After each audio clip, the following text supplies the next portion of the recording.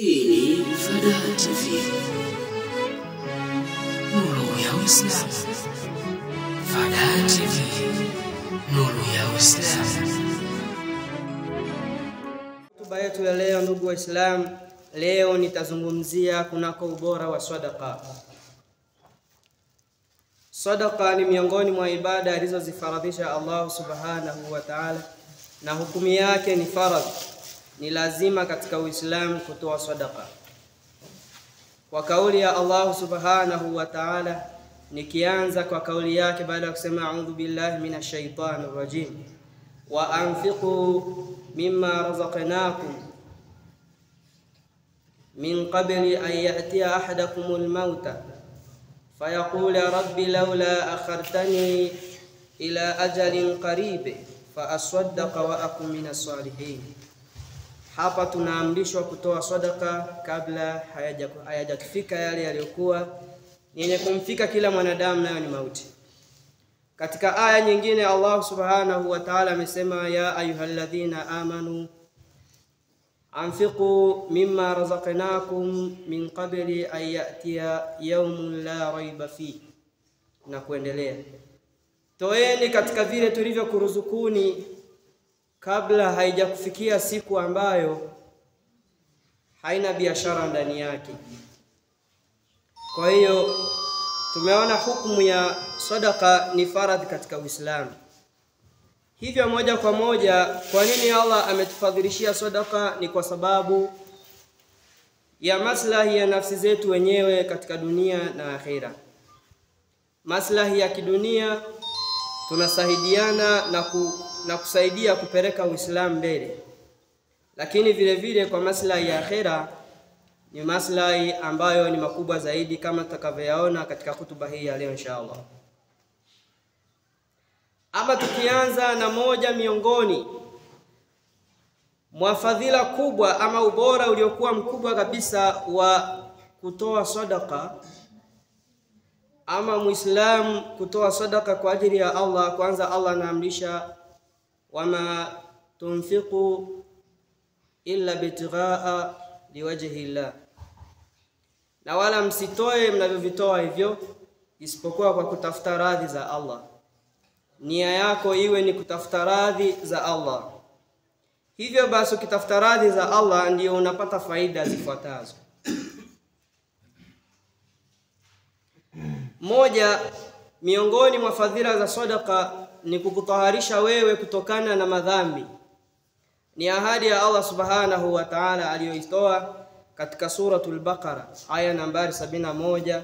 Anasema ukishatoa sadaqa, anasema wa yukaffiru ankum sayiatikum, Allah anakusamehe madhambi yako endapo utatoa sadaqa yako kumkirimu fukara. Ama ya pili, Allah subhanahu wa ta'ala ametueleza pia malipo yake ya sadaqa yanakuwa ni makubwa. Hamtadhulumiwa siku ya kiyama, bali mtalipwa kile ulichotoa kwa malipo yaliyokuwa makubwa zaidi kuliko kile ulichokitoa tu katika imani. Kwa hiyo usihofu kutoa kwa sababu unahofia kwamba nimetoa nimepungukiwa, bali umejizidishia katika mfuko wako wa amali za akhera utakazozipata. Basi utakuwa mfuko wako hakika una akiba ya kutosha mbele ya Allah subhanahu wa ta'ala. Unajitengenezea akhera yako iliyokuwa bora kabisa. Ama ya tatu, ndugu katika imani, Allah subhanahu wa ta'ala anaendelea kueleza, anasema, tunaipata katika hadithi ya Mtume sallallahu alayhi wasallama, katika hadithi ya watu 7 ambao watakuwa chini ya kivuli cha Rahmani siku ambayo hakuna kivuli. Ni yule mtu aliyetoa sadaka yake kwa mkono wake wa kulia na hata mkono wake wa kushoto usijue ni nini mkono wake wa kulia ulichofanya. Ni ahadi ya Allah kutoa kwa ajili ya Allah, ukatoa kwa siri, si kwa kutafuta wakuone, si kwa kutafuta watu wakuone, kujionyesha, la hasha. Basi unakuwa chini ya ahadi ya Allah siku ya kiyama na kuhifadhi kwenye kivuli chake, siku hiyo ambayo hakuna kivuli isipokuwa kivuli cha mwingi wa rehema. Allah atuhifadhi, atujalie kwa miongoni mwao. Ndugu katika imani, tukiendelea miongoni mwa fadhila za sadaka, tuangalie kidogo sadaka iliyokuwa bora zaidi. Mtume sallallahu alayhi wasallam anasema sadaka iliyokuwa bora zaidi ni yule mtu anayetoa hali ya kuwa ana afya, ana siha iliyokuwa nzima kabisa, iliyokuwa njema, ana afya nzuri. Sio anatoa kwa sababu ameugua, anatafuta Allah amfanyie wepesi, japo inaswihi katika Uislamu kutoa sadaka kwa ajili ya Allah kufanyia wepesi. Lakini sadaka iliyo bora ni wewe huna shida, ukaona natanguliza hii kwa ajili ya Allah, ukatoa, basi hiyo ndiyo sadaka yako iliyokuwa bora zaidi kuliko sadaka zingine.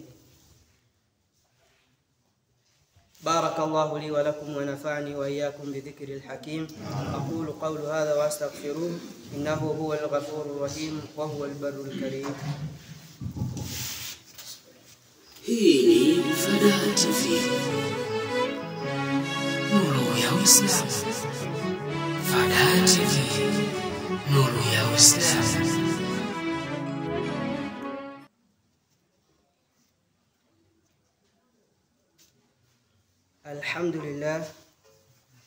الحمد لله يا إله الناس الذي خلقت الجن والإنس بحق يحمدك بغير وسواس، وأشهد أن لا إله إلا الله وحده، وأشهد أن محمدا عبده ورسوله.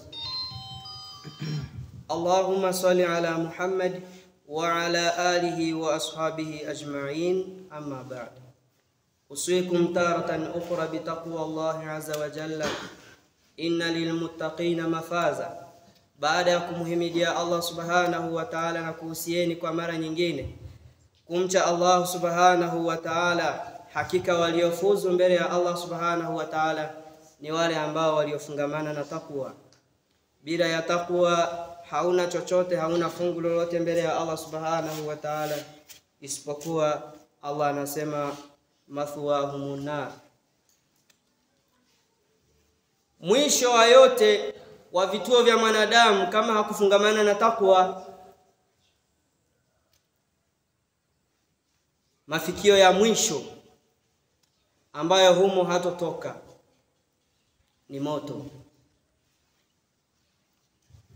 na hakuna mbadala mbele ya Allah subhanahu wa ta'ala akishatoa ahadi yake. Kwa hiyo tufungamane na takwa, enye ndugu katika imani. Kutoa kwa ajili ya Allah ni sababu ya mja kurahisishiwa njia ya kutenda wema unaompelekea kwenda janna. Tazama katika suratul Layl, Allah subhanahu wa ta'ala anasema baada a'udhu billahi minash shaitanir rajim, fa amma man a'ta wattaqa wa saddaqa bil husna fasanuyassiruhu lil yusra wa amma man bakhila wastaghna wa kadhaba bil husna fasanuyassiruhu lil usra. Amesema jalla jalal, fa amma man a'ta wattaqa, yule atakayetoa na akamcha Allah na akamuogopa Allah, akafungamana na wema, akaacha uovu, ndo maana ya takwa.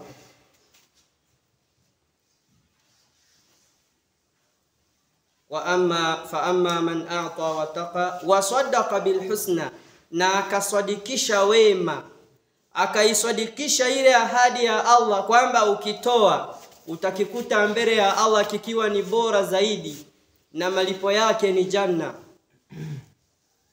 Fasanu yasiruhu lilyusra, Allah anasema tutamrahisishia njia nyepesi, njia ya kwenda janna. utaona we kutenda amali njema ni kawaida, ni raha. Kinyume chake, wa amma man bakhila wastaghna wa kadhaba bil husna, ama yule mwenye kufanya ubakhili wa kadhaba bil husna, na akakadhibisha wema, hakusadikisha ile ahadi ya Allah kwamba Allah subhanahu wa ta'ala ni mwenye kulipa kilichokuwa bora zaidi kuliko hicho ulichokitoa,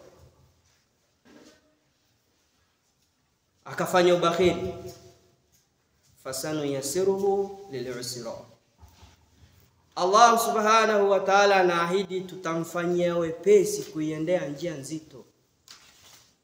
Njia nzito ndiyo hiyo njia ya kuendea jahannam. Allah anakurahisishia matendo yako maovu, unaona ndio rahisi kuyaendea, na unaangamia huko bila kujua unaangamia. Allah tuhifadhi. Kwa hiyo kutoa ni kwa ajili ya nafsi yako. Allah subhanahu wa ta'ala amesema, wama tunfiqu min khairin illa li anfusikum, hakuna mnachokitoa katika khairi isipokuwa ni kwa ajili ya nafsi zenu wenyewe. Allah hahitaji sadaka yako, hana haja. Wallahu ghaniy, Allah amejitosheleza. Hiyo sadaka yako ni kwa ajili ya manufaa yako. Ukishaondoka hapa, ukishatia timu ya akhera, na hiyo safari haina mjadala. Tukimalizia hii akiba ya akhera, sadaka ni akiba ya akhera iliyokuwa nzuri yenye kudumu, ambayo utaikuta bila shaka kwa sababu ni ahadi ya Allah. Na nani aliyekuwa mkweli zaidi ya Allah? Ndugu katika imani, tujiwekee akiba kwa kupenda kutoa sadaka, kwa maana ndiyo ilikuwa mila ya waliotangulia wema. Tukimwangalia Nabii Ayubu alayhi salam, inasemekana yule nabii alikuwa hali chakula isipokuwa mpaka akusanyike katika mesi yake na maskini 60. Akikosekana mmoja anawaambia mimi siri, wengine waendelee kula, yeye anashinda na njaa, wengine wanakula kwa ajili ya Allah, kwa ajili ya kuitafuta akhera na radhi za Allah. Wewe ni nani usiyekuwa na akili ambayo hutaki kutanguliza kwa ajili ya akhera kesho? Siku ambayo hakuna biashara ambayo kwamba utatoa, siku ambayo hakuna uombezi kwamba utaombewa, sasa leo ngoja nitoe leo, kwa vile sikutoa duniani nitoe leo nisamehewe. Hakuna hiyo mbele ya Allah subhanahu wa ta'ala. Hiyo ni ahadi. Hakika ahadi ya Mwenyezi Mungu ni yenye kufanyika siku hiyo.